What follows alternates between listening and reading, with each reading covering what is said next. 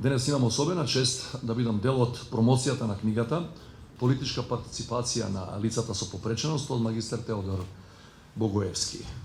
Според мене станува збор за вредно издание кое го заслужува вниманието на јавноста и во која е обработена специфична тема која за жал кај нас не е третирана со оној интензитет и обем кој го заслужува. Минатата година кога Теодор беше кај мене, разговаравме надолго и на широко за положбата на лицата со попреченост кај нас, во контекст на заложбите за остварување на нивните права, на еднаквост, достоинствен живот и вклученост во економскиот, културниот и општествениот живот. При тоа стана збор и за сиот негов досегашен ангажман во насока на поголема инклузија на лицата со попреченост, по-конкретно студентите со попреченост. Тогаш, меѓу другото, Теодор и ми го најави излегувањето на оваа книга, која е всушност негов магистерски труд. Навистина сум среќан што еве денес присуствуваме на нејзина промоција со надеж дека покрај промовирањето на книгата ќе го актуализираме и остварувањето на правата на лицата со попреченост, како и значењето на нивната улога и придонес во политичкиот и воопшто во севкупниот општествен живот. Впрочем, тоа е една од целите на магистар Богоевски со издавањето на неговата книга. Во неја тој се осврнува на историјатот, но и на актуелните состојби на лицата со попреченост, за на крајот да се задржи на нашиот политички систем и интегрирање на лицата со попреченост во органите на одлучување. Тоа без дилема треба да биде еден од приоритетите на секое демократско општество.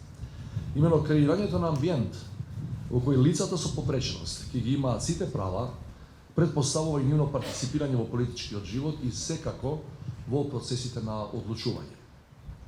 Имајќи предвид дека рецензентите на трудот детално и аналитички си имаат произнесено за книгата и незините вредности, не би зборувал повеќе околу самата книга и незината структура и содржина, би сакал само да истакнам дека покрај научниот, систематски длабоко осмислен пристап на авторот, посебна тежина на делото му дава и фактот што како лице со попреченост Теодор Богоевски во неја суптилно ја вткајува и својата лична приказна, личните сведоштва, емоции и дилеми.